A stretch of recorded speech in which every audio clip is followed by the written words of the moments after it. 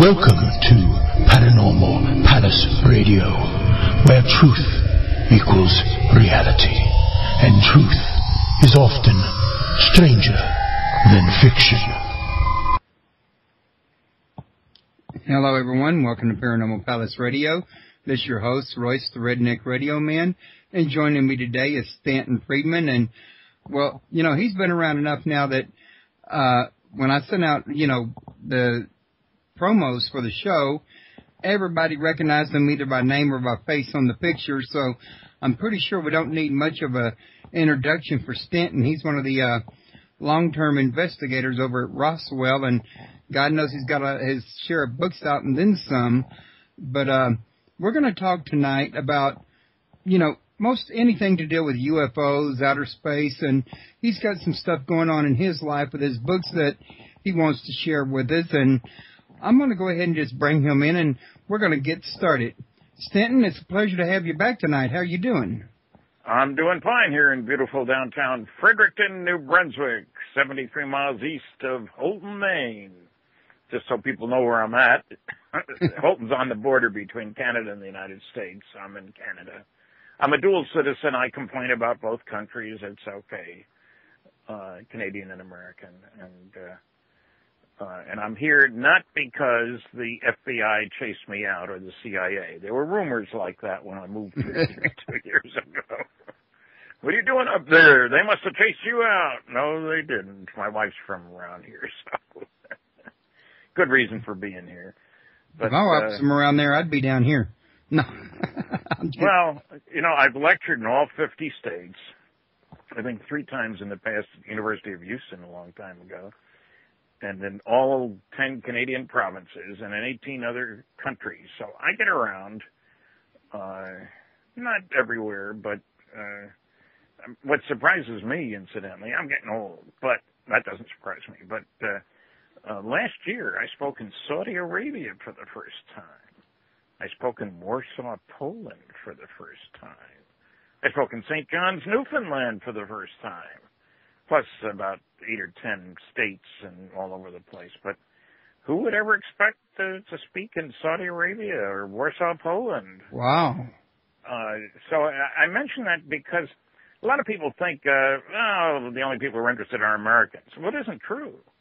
I had a very good response, you know, from Hong Kong to Australia to Argentina, Brazil, Mexico, above the Arctic Circle in Finland. Turkey. Biggest crowd I ever had was in Turkey. 3 nights in a row, they had over 2,000 people. There were a bunch of us speaking at a conference. It was a little strange. They took us from the hotel to the conference hall with Humvees guarding our bus. I don't know what they were worried about, but it was a little scary when you got guys with guns sitting in the next vehicle. I bet that made you nervous. It did make me a little nervous, but what the heck? Nothing you can do about it, so might as well go ahead. Well, goodness, I got to tell you, you remind me of that country song, I've Been Everywhere, Man. Well, sometimes it seems like it. It hasn't been everywhere, but it's been a good sampling, and I've been glad, you know, Australia and Korea, China, you get your finger on the pulse of the world. You get to see what bothers some people, what doesn't bother other people. Everybody knows what Roswell is. I heard about that in Korea, for that matter. And so I'm an earthling. That's how I feel. And I think that's the biggest message to get out of all this stuff is if we'd stop acting like children in our little nationalistic enclaves and recognize that anybody coming here looks down, we are all earthlings, like it or not. You know, and that's one of the problems. People say, why the cover-up and stuff. You know of any government that wants to give up any power? I don't. They want us all to think of ourselves as, you know, Americans, Polish, Greeks, Peruvian, whatever, not as earthlings. Or as humans. Or humans. Well, human's a good term. Terran, the science fiction writers like from Terra. But the point is, and, you know, right to the heart of the matter, some people ask me, now, why in the world would aliens come here? There's nothing special here. There is something special here. and if we don't know it, they certainly do. We are very close to being able to send out spaceships to other solar systems down the street. I'm not talking other galaxies. I'm talking, 30, 40, 50 light years away. There's about 1,000 stars within 55. I read that in one of your books. Well, that's the point, that I presume that every advanced civilization is going to be concerned about its survival and security. Don't you think that's reasonable? Because if they're not, they don't last very long. That means they got to keep tabs on the primitives in the neighborhood, but only close tabs on those primitives who show signs of being able to bother them. But the end of World War II is perfectly obvious to clever aliens that pretty soon these idiot Earthlings, I say idiot because we just killed 60 million of our own kind, destroyed 1,700 cities. That doesn't sound very smart to me. Me either.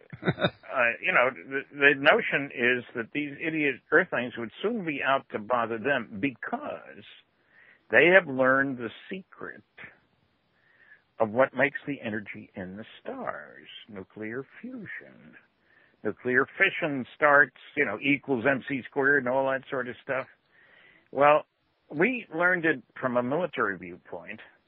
We tend to forget, maybe because most people are younger than I am, I guess, but in the early part of World War II, a big bomb was a 10-ton blockbuster. That's 10 tons of TNT.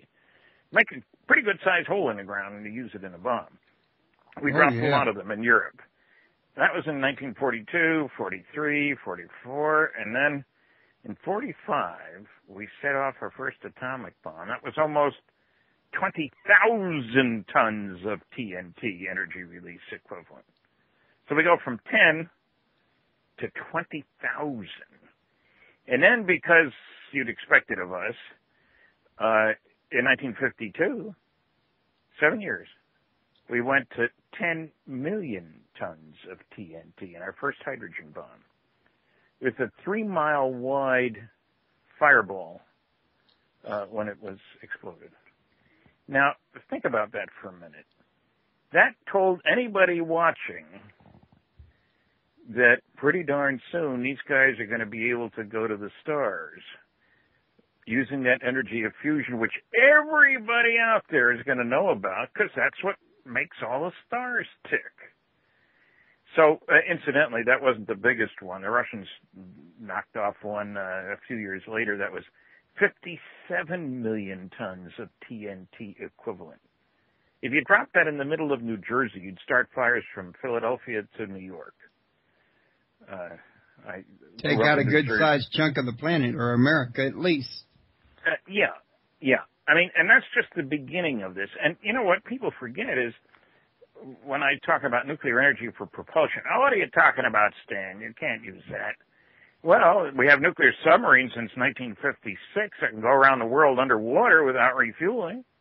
We have aircraft carriers, nuclear-powered ones. This is just fission.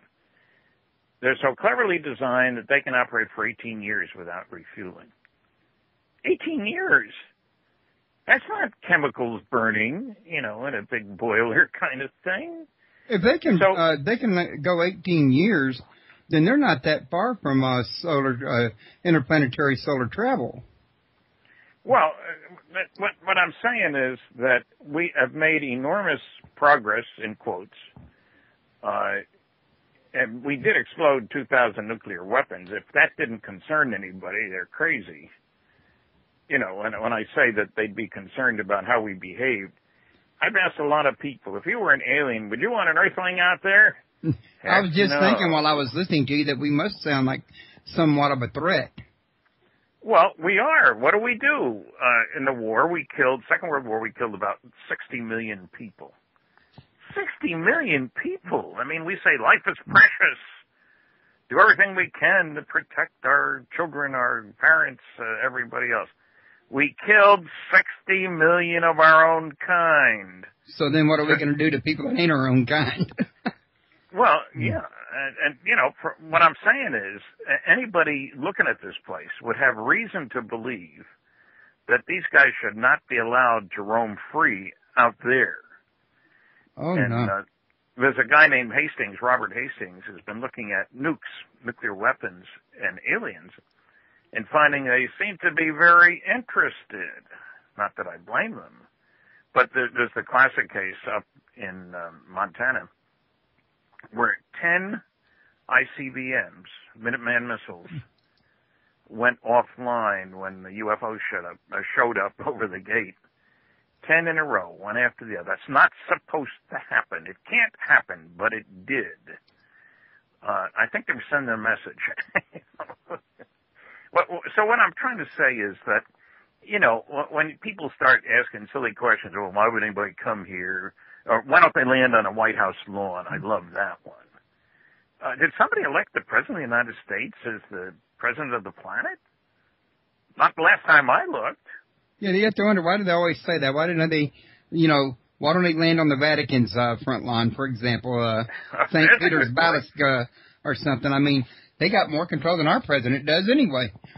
Well, and, you know, the White House is in a no-fly area anyway, and there were plenty of sightings over Washington in 1952, the summer, and had the biggest press conference we had since the end of World War II with somebody explaining away those sightings. Just all natural phenomena. Sure. You know, radar visual sightings, planes chasing UFOs as observed by guys in a control tower and on radar. You know, just a natural phenomenon. No way. I talked to, I think it was Edward Collins about that recently. No, Edward Rupert, I believe it was. I'm getting people mixed up. I must be talking to too many people. Well, it is a bit of a problem sometimes, even for me. It certainly wasn't Edward Ruppelt that you talked to, because he's been dead a long time. I bet it was the guy that, Colin Bennett, that wrote the thing about him. I think it's what it was, and I'm getting it mixed up. Well, Ruppelt wrote the Report on Unidentified Flying Objects. That was the first book on UFOs I read, and only because it was from a discount bookstore, and I needed one more book by mail, so I wouldn't have to pay shipping. And it said he'd been head of Project Blue Book, and I figured he ought to know what he's doing. I was working as a nuclear physicist on nuclear airplanes, and the Air Force was a co-sponsor of our program, so I figured, gee, Ruppelt ought to know what he's talking about. And he did. That was the first book. I read a dozen more, some of which were garbage, if you'll pardon the expression. But I found also some of the best data from the Air Force, Project Blue Book Special Report 14, data on 3,201 sightings, about which the Secretary of the Air Force lied to the public. You know, I know it's a great shock to your audience that somebody at that level would lie, but he did. Very clearly and unambiguously, and the press didn't catch it. Not that they made any effort to, but he said even the unknown 3% of the sightings could have been explained if more data had been available as conventional phenomena or illusions. The only trouble is the unknowns weren't 3%. 21.5%. That's kind of a wide margin of error, you might say. They also found the better the quality of the sighting, the more likely to be unexplainable. And they did a cross-comparison between the unknowns and the knowns, and they found the probability that the unknowns are just missed knowns was less than 1%. What I'm trying to get at here, without swamping people with statistics and data, is there is a lot of solid information that is available, besides the garbage from the nasty, noisy negativists, as I call them when I'm being polite, the debunkers, who say, you know, 4 basic rules. Don't bother me with the facts. My mind's made up. But the public doesn't know. I'm not going to tell them. If you can't attack the data, attack the people. It's easier. Nobody will know the difference. And do your research by proclamation. Investigation is too much trouble. And you can get rid of anything that way. It's not reality. It's not science or engineering. It's bias and prejudice and ignorance, and that's what debunking is all about. I'm a skeptic. These guys aren't skeptics. They're debunkers. Anything but alien. ABA is the basic rule. If the first solution to a case doesn't work, try another one. And if that doesn't work, try another one, because we know that it can't be alien. And, you know, it gets pretty silly sometimes. But the nice thing, and I can say this after 700 lectures, is that people see through that. The general public does. I've only had 11 hecklers in over 700 lectures, and 2 of them were drunk. And I've been asked, I remember one lecture, University of Manitoba, packed house, and I had presented some data from a Gallup poll that showed that the greater the education, the more likely to believe in flying saucers and stuff like that. Anyway, at the end of the lecture, somebody gets up and said, how about polling this audience? I said, well, I don't usually ask people. I'm the guy who's supposed to be on the spot, not the post. Well, I don't think anybody mind. Everybody clapped, so I did. Better than 90% thought some UFOs are intelligently controlled extraterrestrial spacecraft. That's a pretty good majority. So I'm fearless because I know that people are good in how they respond. I know that most of them accept the reality of flying saucers. They are fearful of ridicule. I also do something else. At the end of my lectures, I normally ask how many people here believe they've seen what I would consider to be a flying saucer. And I'll make a joke. We didn't let the CIA in. It's okay. Just raise your hand and I'll point and count. And they do that hesitantly, you can tell, but they trust me. This is after my lecture, remember? And I point and count and point and count, and pretty soon I'm up to about 10% of the audience. Really? When I start on, the first guys to raise their hand are very reluctant. By the time I get to the other side of the hall, they put their hand up proudly. They thought they were the only one. But then I ask, how many of you reported what you saw? 90% of the hands go down. And the biggest reason they don't report, because I ask people, is they think I was some kind of a nut. That's true. It's time to lift the laughter curtain. And so I don't worry about it. I get people telling me, oh, you must get a hard time, because I do come on very strong. I mean, I'm convinced not only that some UFOs are extraterrestrial spacecraft, but that we're dealing with a cosmic Watergate, meaning some few people within major governments have known since at least 1947 that indeed some UFOs are alien spacecraft. The third conclusion is there are no good arguments against the first two. And the fourth is that we're dealing with the biggest story of the millennium. Visits to planet Earth by alien spacecraft, successful cover-up of the best data, bodies and wreckage, Roswell, Aztec, etc. And I should mention, I'm so pleased about the book. There's a new book out, Aztec Incident, by Scott and Suzanne Ramsey. It's listed on my website at www.stantonfriedman.com. It just came out this month, literally. They've been working on this for 20 years, you'll understand. But Aztec is in the northwestern corner of New Mexico, and this happened in March of 1948. Roswell was July of 47, so it was not too far after. And there were bodies found on a big craft, and the Ramseys have done an incredible job of research. And if people buy their books through my website, they get Suzanne and Scott's signature, and you get mine. No extra charge. But this is going to stir things up. Like I say, it just came out, but because it proves Roswell wasn't the only event like this. Right. And there had been some nasty attacks on Aztec way back when by a reporter who wasn't happy because he thought he'd get to tell the story. So he turned vicious. Guy J.P. Kahn. He conned other people. But that, I hope, is going to set a new standard for how to research important events. I think they need a new standard. Well, yeah, they do. And these guys spent a lot of money, their own money. Suzanne is from northwestern New Mexico, so they had a place to stay when they went out that way. But they've gone to archives. They found witnesses nobody else had found. I'm truly impressed. I wrote the foreword for the book, but only because I was so impressed by the work that they did. And I was skeptical about the story first.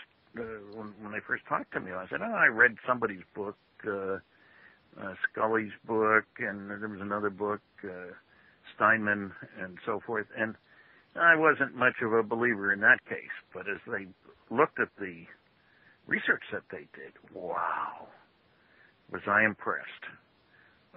We need more people like that. And, maybe we'll get the government to turn around. I wouldn't bet on that, but... Well, it'd be nice, though, but yeah, I wouldn't bet on it either. Let's see. Somebody in the chat room, Mayreed says, ask if he believes that the government will soon admit that the UFOs are real. Oh, I think he just now answered that, just as she was asking it. Well, the Disclosure Project thinks everybody should tell everybody everything they know, and frankly, two things. No, I don't think it's going to happen very soon, unless some media group does for the cosmic Watergate what the Washington Post did for the political Watergate. The documents are out there. I can show you 156 National Security Agency top secret Umbra UFO documents on which you can read one sentence per page. You know, the public hasn't been exposed to that yet. I don't want the government to tell everything it knows, and people look at me, what are you, crazy, Stan? You're talking about a cosmic Watergate? You don't want to put everything out on the table? I said, look, I worked under national security for 14 years. I have a healthy respect for the fact that if you've got new technological data, you don't put it where your enemy can get it. And everybody's got an enemy. And so if there's going to be disclosure, I would say it would have to be by all countries, not just by the United States. Right. Well, that makes sense. Otherwise, people will be fighting over the technology. That's right. And do you want somebody else to use what you developed from what you've learned against you? That doesn't make any sense, you know. So I'm waiting on disclosure, but I'm still an optimist. Look, I'm 77 years old. My folks both lived to be 90, so I got a few years ahead of me, it says here in small print, I hope. And so I'm patient, but I'm really optimistic. You know, there's an old line, a German scientist said that Max Planck, a great scientist, said a lot of years ago, he said, new ideas come to be accepted, not because their opponents come to believe in them, but because their opponents die and a new generation grows up that's accustomed to them. And, you know, that is often the case. One of my other books is Science Was Wrong. Kathleen Marden, Betty Hill's niece, with whom I also did, captured the Betty and Barney Hill UFO experience. She did most of the work. We did a book together where we each did half the chapters. Science Was Wrong. 14 chapters. Each one really started by some smart guy say something very stupid that turned out to be wrong. A great astronomer, the top American astronomer of the 19th century, Simon Newcomb, said in 1903, October, he was definitely sure that man would never fly any distance in an airplane. That was 2 months before the Wright brothers' first flight. There was the Royal Astronomer of England, 1956, said that space travel is utter bilge. Sputnik went up the next year in 1957. Billy Mitchell, a cantankerous sort of guy, a great pilot in the First World War. After the war, he was in the military. He made a lot of noise about flight. Airplanes were going to revolutionize warfare, and pretty soon we'd be using them to sink battleships. Oh boy, the Navy let out a roar. And the Secretary of the Navy said, I'll stand on any ship he's going to bomb with a bomber. Ha! Well, and Billy Mitchell got court-martialed, incidentally, for speaking out a little loud. There's an interesting follow-up to that story. On November 29th, 1941, there was the traditional annual Army-Navy game, football game. And in the program, it had a picture of the USS Arizona, huge battleship. And in the text, it said, nobody has ever sunk a battleship from the air. 8 days later was Pearl Harbor Day. And the USS Arizona went down to 1,100 guys on board. The Japanese thought you could sink a ship from the air, and they did. Lots of them. So there is a danger, in other words, in listening to the noisy negativists who do their research by proclamation. Yeah, I never listened to that. I mean, even when I hear something that's been researched, I question that. I mean, the researcher could have made a mistake himself. Researchers make mistakes? You're darn right, they often do. You know, believe it or not, it does happen, and quite a bit. And it happens in the medical field. It happens in all kinds of areas.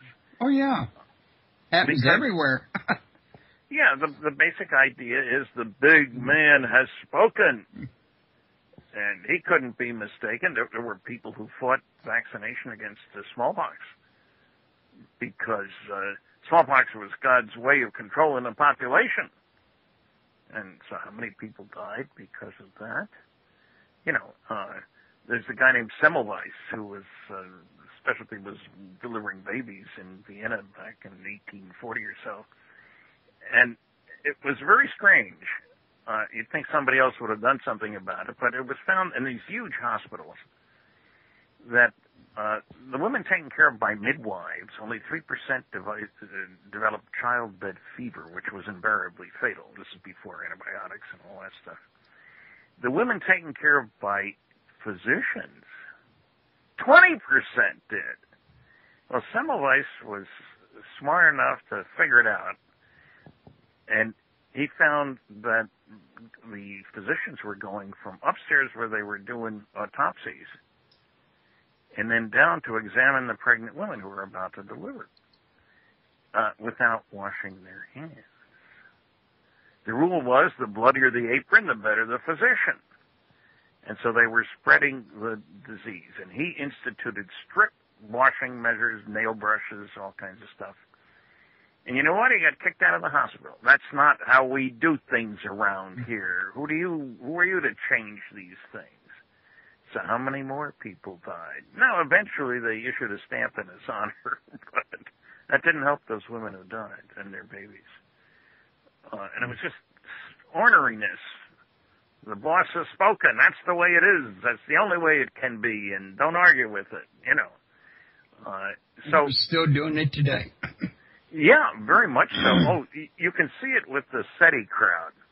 S-E-T-I. Silly effort to investigate, I say. Not search for extraterrestrial intelligence. Stan Soshak and his group, you mean? Say that again? Ain't that, SETI, ain't that run by Stan Soshak? Yes, Shostak, yeah. Shostak, okay. Yeah, and there are others. Frank Drake is heavily involved. Carl Sagan was involved. And Jill Tarter just resigned one of her 2 jobs. And I've debated Seth and won on Coast to Coast Radio, and I've debated other people. But I say silly effort to investigate because it's based on non-science, unscience. What can you say? Contrary to science. They assume aliens, for some reason unknown to any of us, are sending radio signals to Earth using technology that's appropriate for our equipment. Now think about that for a minute. We've had long-distance radio since 1901 when Marconi crossed the ocean, which everybody said was impossible with a radio wave because radio waves travel in straight lines and the Earth is round, if you haven't forgotten. Well, he had tried it earlier in long distances, and something was going on that sent the signal on its way. It turns out it was the ionosphere, which wasn't discovered for 20 years, you understand. But anyway, 111 years we've had radio. Now, would anybody in his right mind think that aliens would not be any more advanced than that? I mean, I don't use the slide rule anymore. You know, we don't use old technology, generally speaking. Well, I'll say this much. If you ask me, if they're not any more advanced than that, they're not coming to Earth. Well, that's right. But you see, the SETI guys say they are not coming to Earth. If they were coming to Earth, nobody would need us. So they don't really believe that, do they? Well, you know, I think they do. They've convinced themselves. One of the interesting things is Seth and I debated, and we also met on a ship in the Atlantic, and we each gave 3 lectures. We each listened to the other. In the course of my lecture, I talked about 5 large-scale scientific studies, and I sneakily asked after each one, how many people here have read this? He hadn't read any. Now, he did admit on Coast to Coast a couple of years later that he had a copy of my book. I'd asked if it was okay to send him one, and I did. It was on his nightstand. He didn't say he'd read it. But you won't find references to the 5 major large-scale scientific studies of UFOs in any of the books by the SETI guys.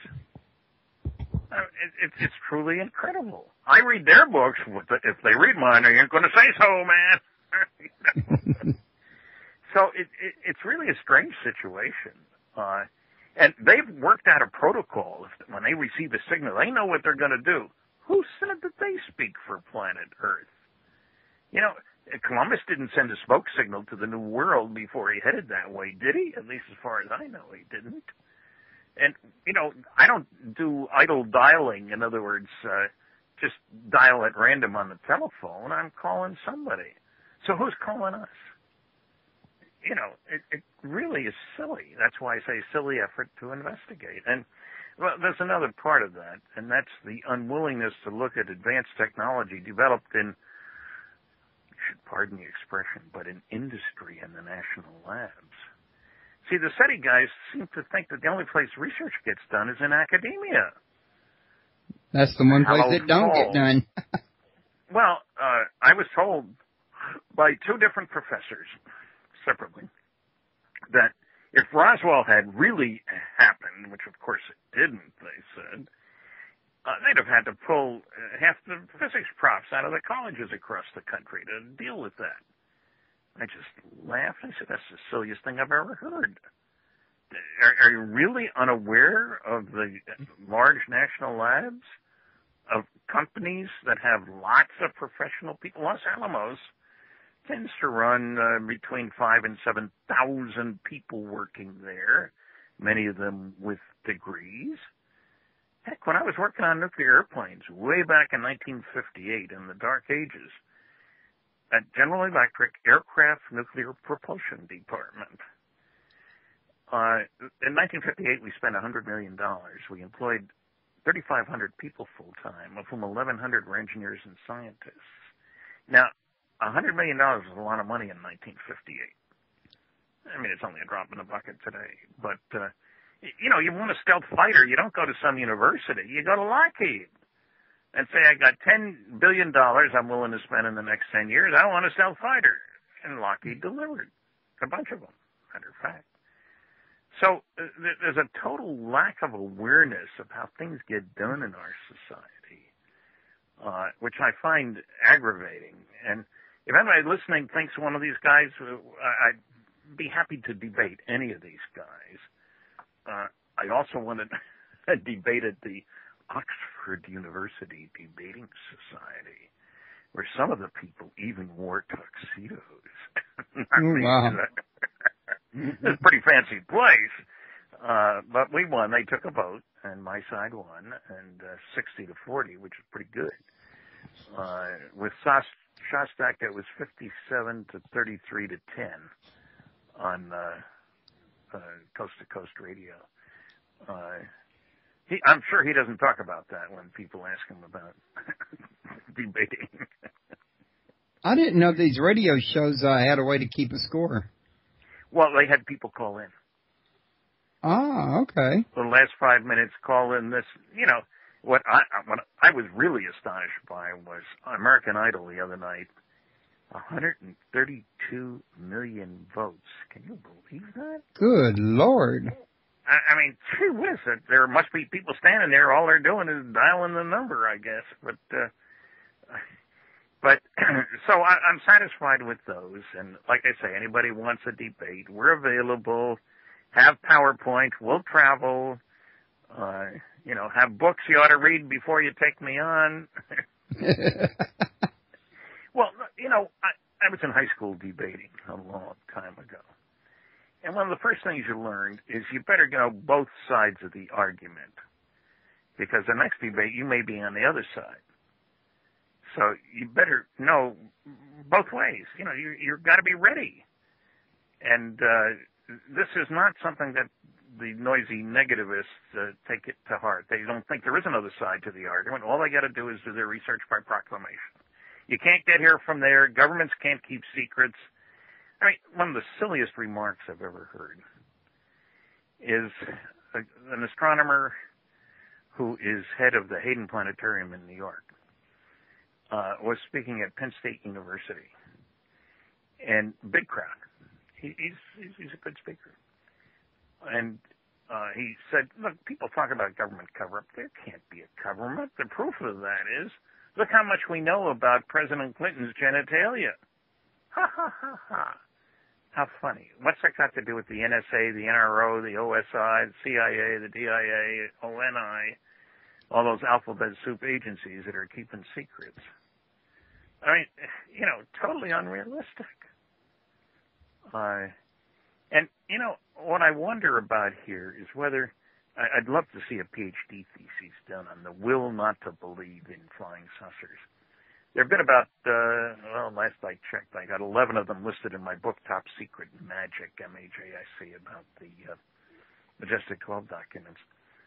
11 PhD theses. This is from several years ago. And I'd love to see one on the will not to believe on the part of educated debunkers who don't know what they're talking about, but have a thing.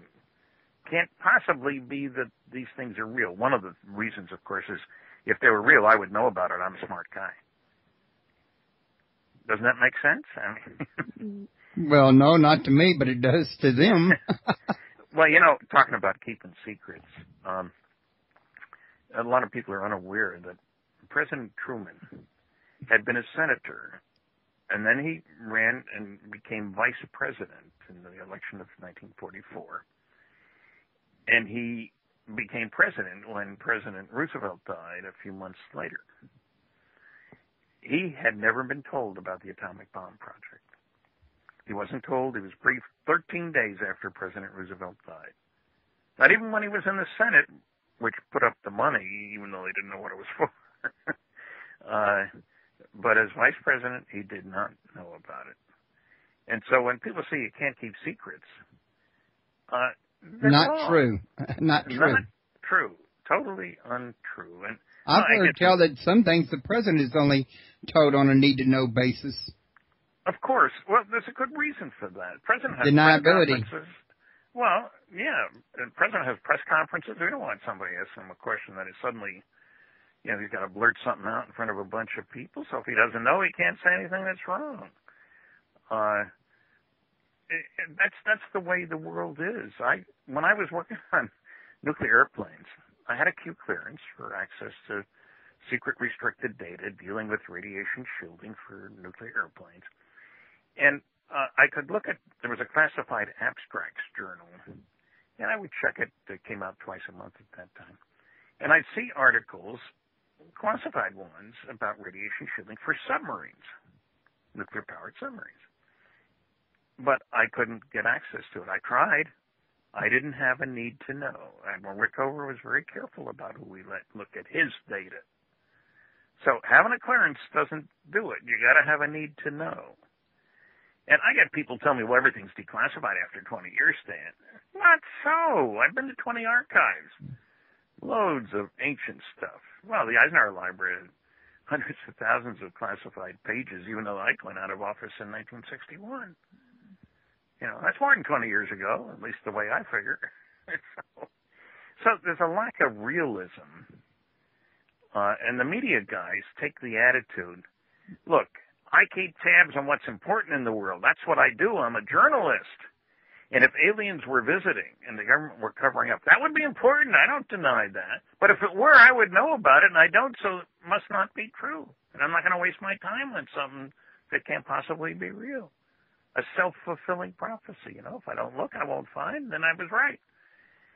A common problem, that sort of thing. Right. So, it's one of those things you learn to listen for the tone, the questions, and for some people it's a big problem. I don't know why. I'll let the psychiatrist worry about that. I don't know if any of them are. I don't think they are, but I could be wrong. the will to believe, not to believe. Let me tell you a couple of good pieces of news as far as I'm concerned. My book, Top Secret Magic, MAJIC, has been optioned for a movie called Magic Men by Bryce Zabel. He did Dark Skies a number of years ago on NBC television series. He's a wheel in Hollywood. And they optioned my book, and they optioned Don Schmidt and Tom Carey's book, Witness to Roswell, and our memoirs, our history, everything we've ever said, and all this kind of thing. And the screenplay's been written. I haven't seen it yet, darn it, but and it should be a dynamite movie, sort of like All the President's Men, you know, with Woodward and Bernstein. Maybe a little JFK mixed in there. And people say we should get Richard Dreyfuss to play me. Oh, no, they're kidding. Well, he's younger than I am. He was born in 47. Good year to be born. But I got good news a couple months ago. Bryce and Donnie Most, who works with him on Stellar Production. You remember Donnie Most from Happy Days? Yeah, I was about to say the guy that was played Potsy, the good singer. Yeah, Ralphie, I guess. Oh, no, Ralph. I got him mixed up. You're right. I was thinking Anson Williams. They optioned, captured the Betty and Barney Hill UFO experience. That was just a couple months ago. It's going to be called Betty and Barney. Now, you realize all it takes now is to get somebody with a lot of money to put up the dough so the movies can be made. Minor detail. And they're in a hurry because they want it to be made before I die. See, they're not as optimistic as I am about But that was good news. And then, for those who need something interesting to do, the Roswell Festival will be on June 29th to July 2nd in Roswell. I'll be giving 3 lectures. Kathleen Martin will be giving 3. Don Schmidt will be talking. Tom Carey, a whole bunch of people. And it's great fun. There'll be thousands and thousands of people there. And I'll have my picture taken hundreds of times. Kathleen is much better looking than I am. Hundreds and more time. And then another thing that's happening is MUFON, Mutual UFO Network, the largest civilian group really in the world. They've switched headquarters now to Cincinnati. Technically, the conference, the 42nd Annual Mutual UFO Network Symposium, will be held the weekend of August 3rd, 4th, and 5th. I'll be speaking there. A whole bunch of other people will be speaking there. And technically, it's across the river in Kentucky. But if they go to MUFON.com or go to my website, www.stantonfriedman.com, they'll see a listing for it telling where you can get more information. But people are often asking me, so how can I find out more instead of just the Internet? I hate to say this, but not everything on the Internet is true. I'm sure that's a great shock to you. But no. So if they go to my website, it lists the activities. And there'll be a big event about... Last year we had a very successful 50th anniversary conference for the Betty and Barney Hill case in New Hampshire. And the state of New Hampshire dedicated a plaque on the highway. Kathy had to dig out all kinds of information to satisfy them. But we had a full house. This year it'll be September 14th, 15th, and 16th in Lincoln, New Hampshire. And there'll be lectures, and we'll have a bus tour to show where the things happened and so forth. And you can hear some of the original hypnosis tapes. And, it's going to be it was a great event last year. I enjoyed it myself. And there will be other things going on. Oh, I just agreed to do a tour. I did one April. There's a public monument that's open only 2 days a year. It's the place, Trinity site, where the first atomic bomb was exploded in 1945, July 16th. Anyway, it's open 2 days a year. The first Saturday in October and the first Saturday in April. And so people swarm there from all over the place. And I was with a tour of people. We went there. We went to Los Alamos. We went to Roswell. We looked at all kinds of interesting stuff. New Mexico has a lot going on. Not many people, but a lot going on. So these are all on my website. And all the books are available. All all the books I send out are autographed. Nothing wrong with buying my books at Amazon. But if you want an autograph, you better get it from me. Well, there goes me asking them to click at it from my site so I get a commission. Oh, well, you want to buy books and sell them? Go ahead. All right. And, you know, the funny thing is that the books by Kathleen and I, two of them, Science Was Wrong and Captured, we use little stickers that have both our signatures on them. That's easier than shipping books back and forth. That's kind of like those little labels that go on the envelopes on letters, right? Yeah, and they're literally, honestly, both signed by both of us. But it's a lot easier than, like I say, sending books or having only one of us sign it to wherever you buy it from. So, and there are DVDs as well. Every once in a while I get somebody saying, Stan, I don't read books much anymore, for which I feel very sorry. Do you have any DVDs? Yeah, there are a bunch of them on the website, www.stantonfriedman.com. I mention them because they're generally not available. If you go into your local bookstore, you don't find my DVDs. You might find my books. But I'm not sure what Mayreed's referring to, but she asked if that was the one with Noah Wiley or Willie or... I don't know. That doesn't ring a bell. There's one called UFOs Are Real. Another one called Flying Saucers Are Real. There's another one called Recollections of Roswell with first-hand testimony from 27 different people, almost all of whom are now dead, as you can imagine. For those who want to hear the voices of the original people, they're there. So there's plenty of solid information available. And the thing is, I have to be careful what I say, because I got people ready to pounce on me sometimes. I know that somebody tried to pounce on you on my show the very first time I interviewed you over at Blog Talk, if you remember, but he didn't last very long. Well, the kicker is I don't mind anybody asking me anything, but let's not misrepresent what I say. I had one guy get up at the end of the lecture in New York State at a college. I've never heard so much nonsense in one night in my life. Great way to start the question and answer period. I said, can you be a bit more specific, please? Well, you said that Betty and Barney Hill were taken to Zeta Reticuli and back in 2 hours. No, sir. What I said was they were taken on board a craft for 2 hours. They didn't go anywhere. And he came up with 3 more you said that's, which were totally wrong. And finally somebody in the audience said, how about taking some sensible questions? This guy gets up and walks out. I said, who was that? He was a professor of physics. He didn't hear what I had to say. You got to keep your cool. Yeah, that is true. If you don't, they'll use your own emotions against you. Well, that's right.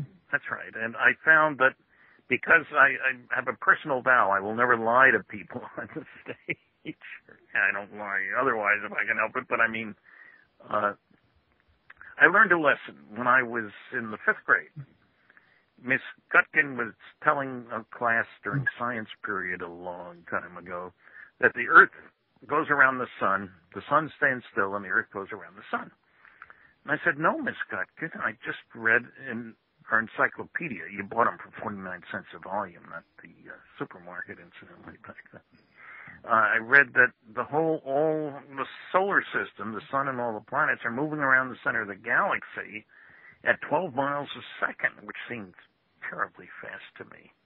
And she said, oh, no, that's not right. I've got the book right here. Well, I didn't argue with her. The next day I brought in the encyclopedia. Well, maybe that's correct. Well, I learned a lesson. If you're going to take on authority, have facts in hand before putting mouth in gear. Very good habit. I would tend to agree. I kind of preach that. Don't go into a war unarmed. You don't go into a debate unarmed either. No, that's right. That's right. And if you do, you're going to lose just like you would in war. So take your choice. You want to win, be prepared. Now, I was going to mention to you those questions I said earlier from Leslie. Okay, he's got 3 of them here. I'll give them to you one at a time. He said, what do you think about the claims in the book by Philip J. Corso, The Day After Roswell. Well, I met Colonel Corso, and I met his son, as a matter of fact, and I checked on some of the claims that he made, and they weren't true. For example, he mentioned that he was a member of the National Security Council, which advises the president. That's a very high-level position. Well, I checked with the Eisenhower Library. They know me. I've been there. And he not only was never a member, but he never attended a meeting. And when they sent me a note to that effect, I sent it to the lawyer whom he had sworn that he was a member of the National Security Council, and the lawyer asked him, don't you want to remove that? No. He talked about something that happened in Fort Riley, Kansas.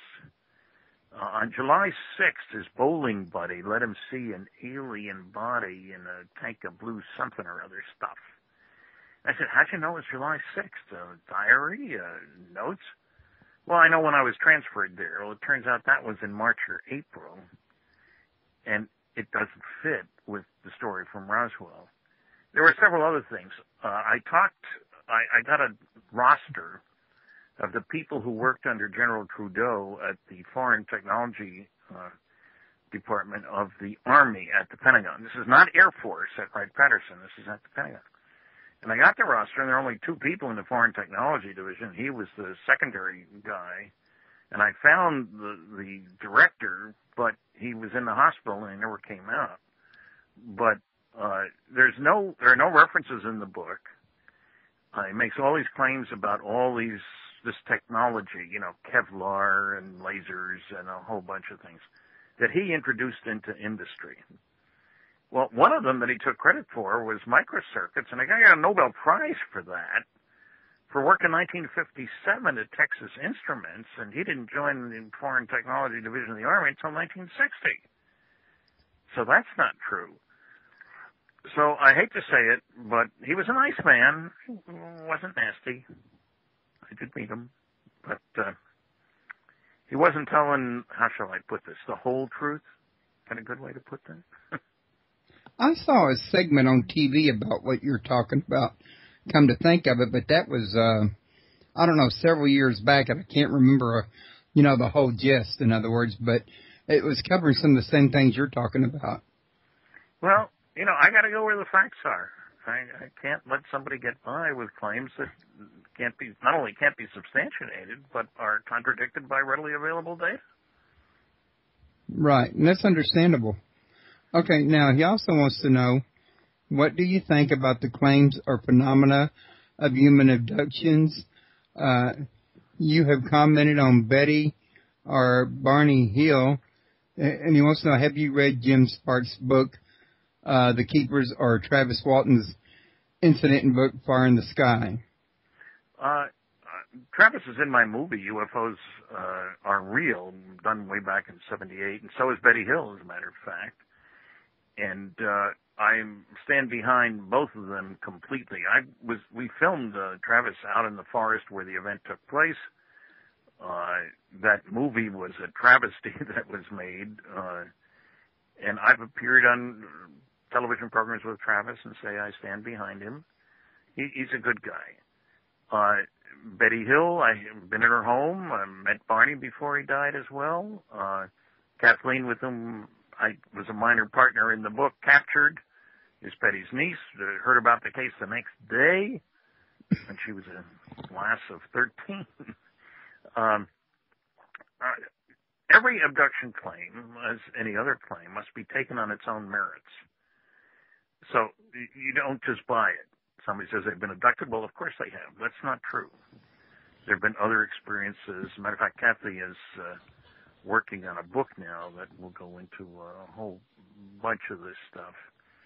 And she's a certified hypnotherapist, and so she's worked with people and stuff. So some abductions are real. Some are not. Hey, Barry Bonds didn't hit a home run every time he went to bat either. That doesn't mean he never did. That's true. Okay, and then he wants to know, can you summarize your views about the top secret magic materials? Well, I can summarize my views very quickly. There are over 100 documents. I think 3 of them are genuine. The Eisenhower briefing document, the Truman Forrestal memo, and the Cutler Twining memo. I go into great detail in my book, Top Secret Magic. There's an update chapter in my book, Flying Saucers and Science.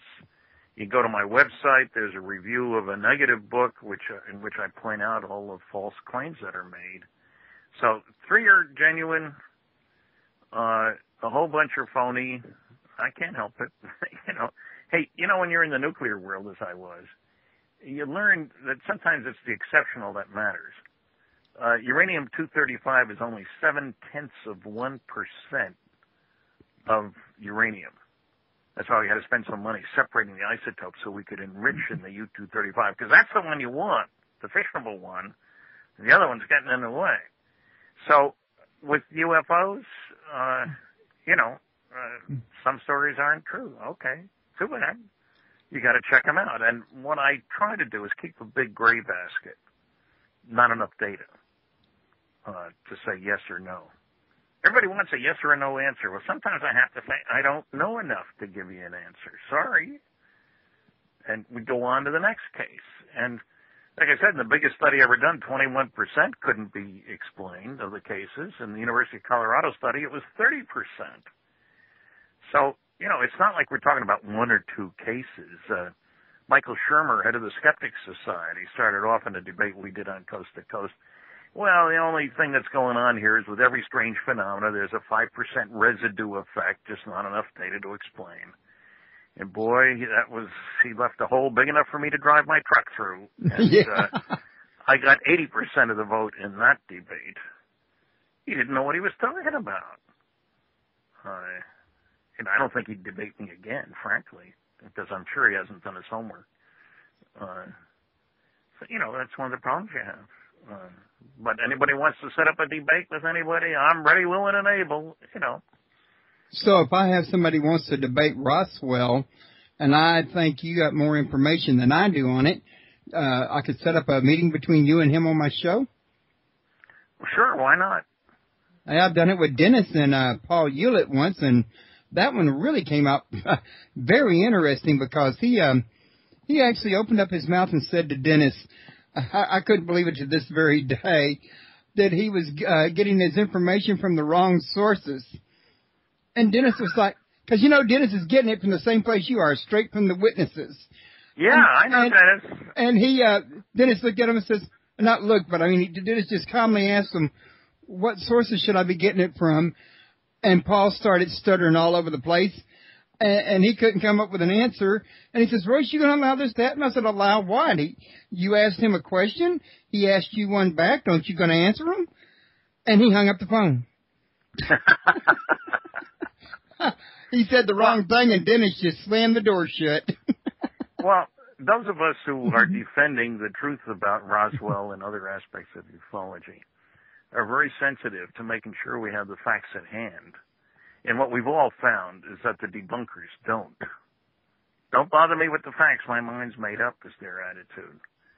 And once in a while, when they run into a Dennis or me, Don Schmidt, they're going to get taken to the cleaners because they don't know what they're talking about.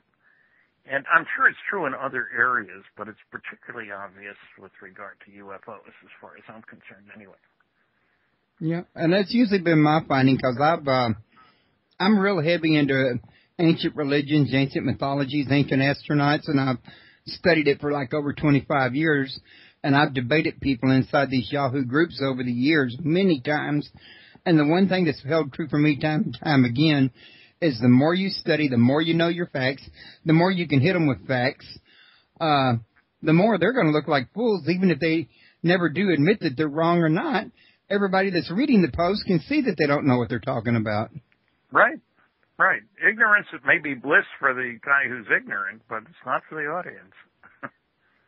Well, now, Mary was just asking in the chat room, how about a discussion rather than a debate? In other words, would you be willing to, I guess, attend a discussion? Well, sure. Well, sure. I do that often. I mean, a debate is a formally structured encounter, a close encounter.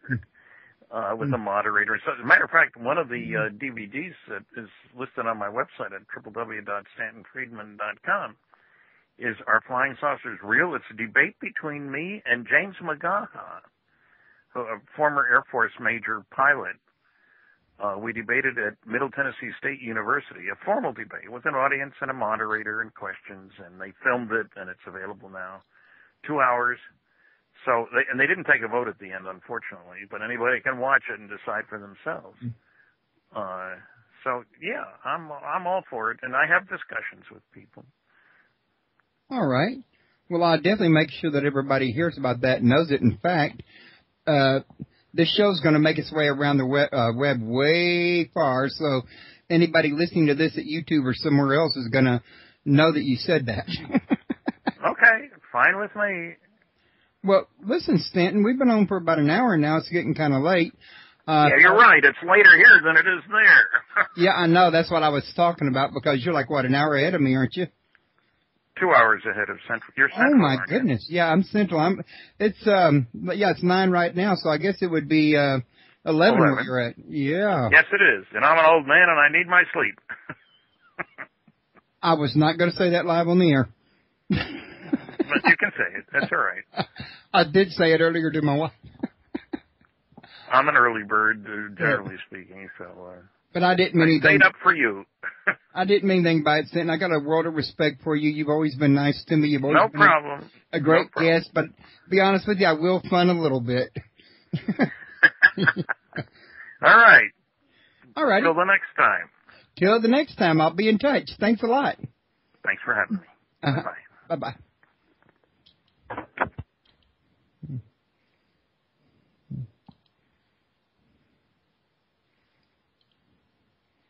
Okay, everybody, if y'all want to hang in there for just a minute, we can get around to what my next show is going to be. It's going to be of an interest to some of you folks, I feel pretty sure. And I got it on my schedule right here. Let me read it to you real quick. And we're going to be looking at the last show of May. And it's going to be on May 30th, which is not one of my usual show days. It's for tomorrow, folks. The show description is right underneath Stanton Friedman's, right below the chat room there. And it's called The Astrological Foundation of the Christ Myth by Malik Jabbar. And he's written a bunch of books on this. And it's he's not the only one. Akara Smith, I want to say is her name, and I could be wrong, has also written on this. And I hope to have her on my show one day. And there have been others. If you go to YouTube and you type in Zate Gas, they got videos on it. But you'll be able to hear about the guy that's done a lot of personal research on this and has written about 4 books on it.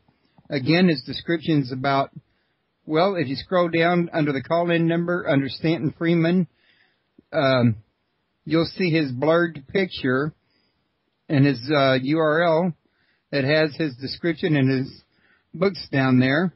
That's going to be tomorrow. And let's see what time I got him down for again tomorrow. At 8 p.m. That's the same time it is tonight for you guys that are interested.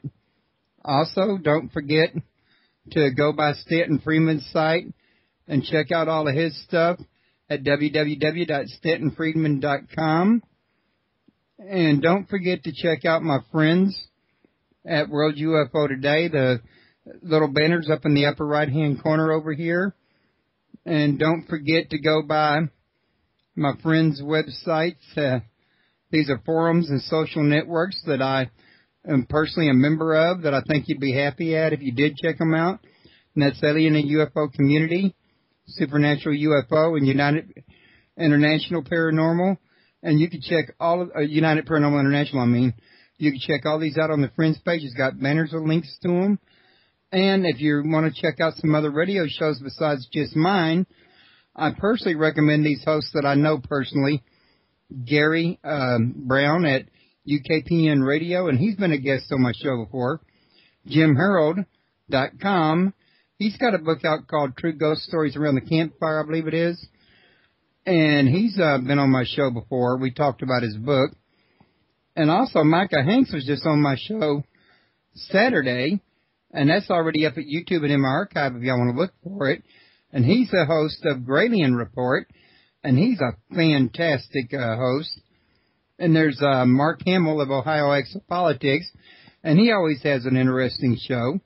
if y'all want to go by there and check them out. In the meantime, guys, I want to thank y'all for coming. I couldn't have a show without you. And, well, I had to have a guest as well as listeners, or I'm just out there talking to myself. I hope to see y'all in the near future at the next show tomorrow, hopefully. I'd love to, if y'all could get some of your friends to attend the show, get them in the chat room and get them talking with us. We could really build up a list of people's in chat that y'all can visit with, and, you know, everybody could ask questions in that. But in the meantime, I'm going to go ahead and call it quits. Don't forget, you people at YouTube or whatever, if you want to hear the show live, it's www.paranormalpalace.com. Also, to get in the chat room, you do need a membership to the site, but the membership is free. It's only up there to protect from spam bots as best we can. Even then, they sometimes get in, but, you know, we have a pretty good history, I think. Please come by. Get a free membership, sign up for the newsletter, get in the chat room, and be an active part of Paranormal Palace Radio. We look forward to meeting you. And thank you, folks. Y'all have a good night, and I'll see y'all tomorrow.